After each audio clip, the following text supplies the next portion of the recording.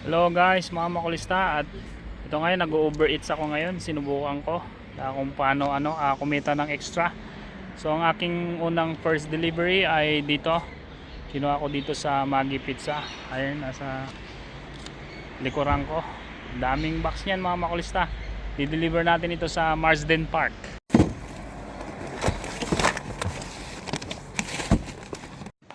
Ang kagandahan nito Tesla ay dito natin nilalagay yung pagkain na i-deliver natin, so warm pa rin siya kapag darating sa customer. So samahan nyo ako today mga makulista. Doon ko binili, doon ko pala pinick up yung order. So i-deliver na natin, let's go. Medyo malayo-layo yung pagdi-deliveran natin mga makulista, 23 minutes. So nasa 15 kilometers. Anzac Day ngayon, April 25, 2026. Sarado lahat, mostly ang mga shop. Kaya medyo malayo ito yung pinag-orderan nila. So okay lang, medyo malaki-laki ang kikitain natin today. So samahan nyo ako today mga makulista. Magdi-deliver tayo ng mga pagkain dito sa Uber Eats Delivery. Gamit natin ang Tesla. Let's go! Ayan, dito na tayo mga makulista sa Marsden Park. Ayan, mga mayayaman yung mga dito, nakatira dito. So yung first delivery natin dito si Tanya, di-deliver natin tong pizza. So ang instruction mga makulista ay iwanan lang daw dito. So ayan, so picturean natin para may pruweba tayo. Ayan mga makulista, na i-deliver na natin kay Tanya yung pizza tsaka yung drinks. Ang kinita natin sa unang biyahe natin ay $16.04. So mga 25 minutes yung biyahe natin. So okay lang, ganun talaga dahil Anzac Day ngayon, sarado yung mga tindahan. Mostly ilan-ilan lang yung nagbubukas ng mga shop. So maghihintay tayo para sa ating second biyahe ngayon. Medyo matumal ngayong oras ngayon dahil sarado nga lahat ng shop. Walang pag-orderan yung mga tao. So ang gagawin natin ay babalik na lang tayo doon sa malapit sa bahay natin dahil mostly andun yung mga bukas na shop ngayon at the moment. Dito sa bandang Marsden Park ay wala gaano. So samahan nyo pa rin ako today mga makulista hanggang sa matapos natin yung biyahe natin today, kung hanggang anong oras at magkano ang kikitain natin dito sa Uber Eats Delivery. Magandang extra income din ito, especially electric car tong gamit natin. Wala naman tayong binabayaran na gasolina, libre din yung electricity, free charging station, may mga libre malapit dito sa bahay namin. So let's J mga makulista. Time check mga makulista, 9:47 na ng umaga at ang ating second delivery ay kukunin natin dito sa Greenway Village. Coffee at saka scrambled egg yung in-order nila. So tara, samahan nyo ako dito sa ating second delivery ngayon mga makulista. Let's G! Ito yung Greenway Village. So dito natin i-order sa The Ritual Espresso. Hindi pa siya ready mga makulista. Ayan, ang dami nag-order dito.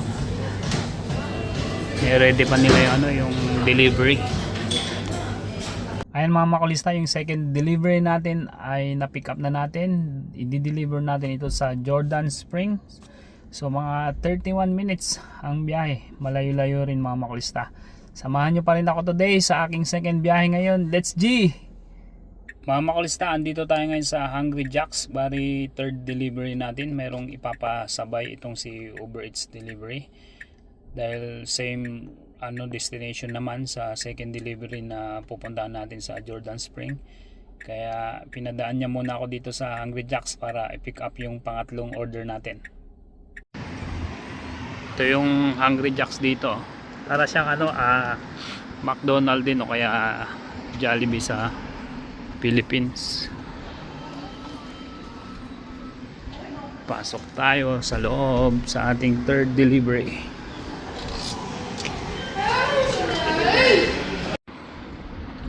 Ayan mga makulista, na pick up na natin itong ating third delivery sa Hungry Jacks. Deliver na natin muna ito, 4.5 kilometers.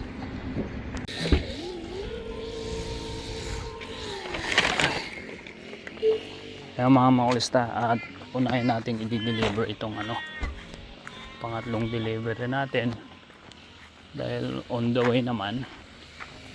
So ayan, dito natin i-deliver dito sa bahay na ito. Ayan mga makulista, na i-deliver na natin yung Hungry Jacks kay Desmond, at inuna nating dineliver itong pangatlong order natin dahil on the way naman. So ngayon i-deliver na natin sa Jordan Spring itong pangalawang delivery sana natin. Naging na siya, pangatlong delivery na siya. Bali 24 minutes pa ang layo ng pupuntahan natin. Let's go mga makulista. Ayan mga makulista, time check 10:41. Na-deliver na natin kay Charvain yung pangalawang delivery natin. Kaya ayan, balik na tayo sa kung saan tayo galing kanina, at tingnan natin kung mayroon pang ibabato ang Uber Eats delivery, ang ating pang-apat na pick up. Sana marami pa. Tsambahan lang ngayon mga makulista kasi nga walang ganong bukas na shop ngayon dahil nga unsack day. So sana mayroon pang ipadala si Uber Eats na next delivery natin. Sana makapang-apat pa tayo. So let's G. Bali ang total na kinita natin ngayon mga makulista ay 10:44 ng umaga. Naka almost $42 na tayo. So yung last delivery natin kay Charvain kanina, kumita tayo ng $26. So ayan, sa tatlong trip natin $42. It's not bad mga makulista. Sana makarami tayo ngayon. Let's G.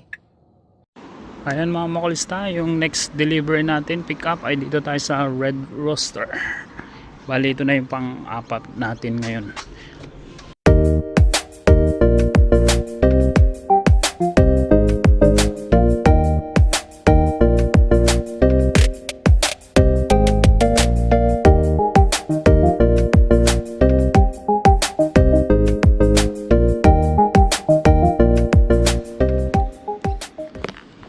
Ilagay natin dito sa loob mga makulista. Ayan, para hindi siya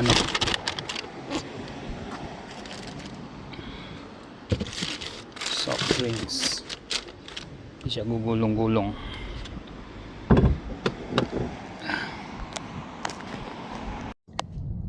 Ayan mga makulista, na i-deliver ko na yung Red Rooster dito sa Orchard Hills. Layo, mga 17 minutes. Bali ang kinita natin sa pang-apat na biyahe natin ay nasa $13. So bali ang kinita na natin ngayon total ay nasa $55 mga makulista.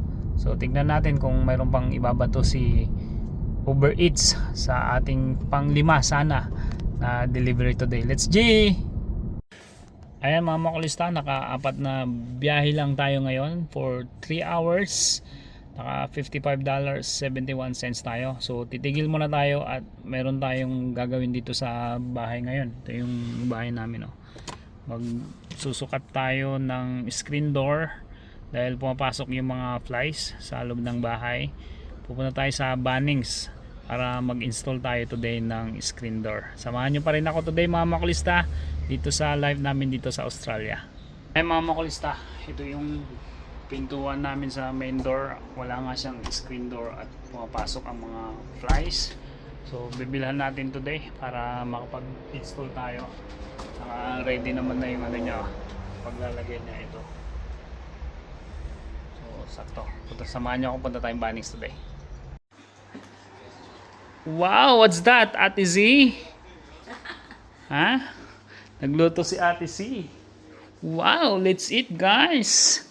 Cheat day today. Ayan. Tingnan natin kung ano itong niloto nila. Wow. Sarap. Woo. Special na naman ang ating kakainin today. In my room. What? Why did I put the TV in your room? Not yet, but I can't find it. I have to find it later. Sarap ng pagkain ngayon. The projector. In your room?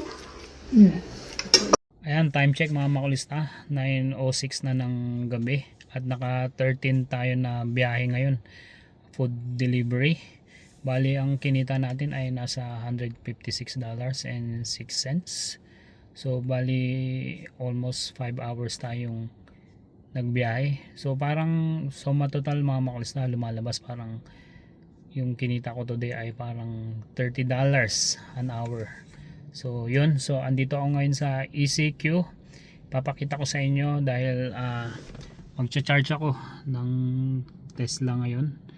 Free yung charging station dito. So iwanan ko na lang ito dito. Siguro babalikan ko mamaya mga before 12 midnight. Full charge na ito. Pwede naman akong mag-charge sa bahay. Naka-solar naman ako. Kaya lang mabagal kasi yung charging doon. Dito mabilis, nasa almost 78 kilometers an hour ang charge dito.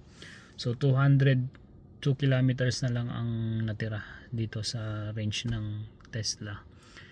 Ngayon ay kanina 400 kilometers lahat ito, pero nag-work pa kasi ako kanina, hindi na makasama yung delivery. So it's not bad, kumita ako ng $150 almost today na nag-deliver ng pagkain. So ayun, napakaganda ng extra income, 13 na biyahe ngayon. So maraming salamat sa pagsuporta nyo sa aking YouTube channel. Please don't forget to share and subscribe at mag-comment kayo para maano kayo, shout out ko kayo. So bye for now.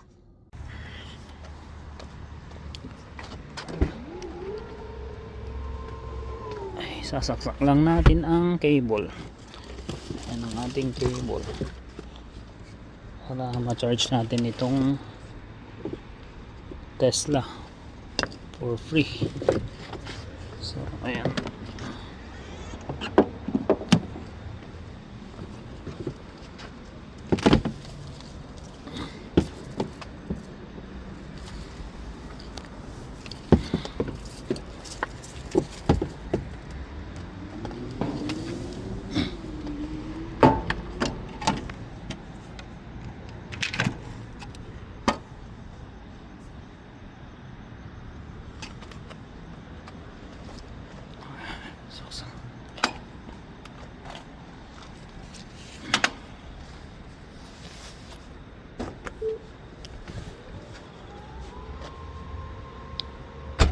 ayan mga makulistaan, nag-charge na siya. So andito ako sa ECQ XL at maglalakad lang ako. Yung bahay namin ay nandoon lang, so siguro mga 5 minutes walk. Tatawid lang ako, yan ay yung bahay namin. Pero kukunin ko muna itong pizza na binigay sa akin. Ito, ayan o, pizza. Ayan mga makulista, 3 hours 25 minutes bago siya mapuno, almost 400 kilometers yan. So babalikan ko na lang mamaya. Maglalakad muna tayo at ako'y uuwi na muna. Kaya mga makulista, meron pa akong pizza na iuwi para kina Jaja sa mga bata. So yan lang ang extra income ko dito sa pag-Uber Eats delivery. Nag-enjoy naman ako, nakapag-vlog pa ako. So bye for now mga makulista. Thank you.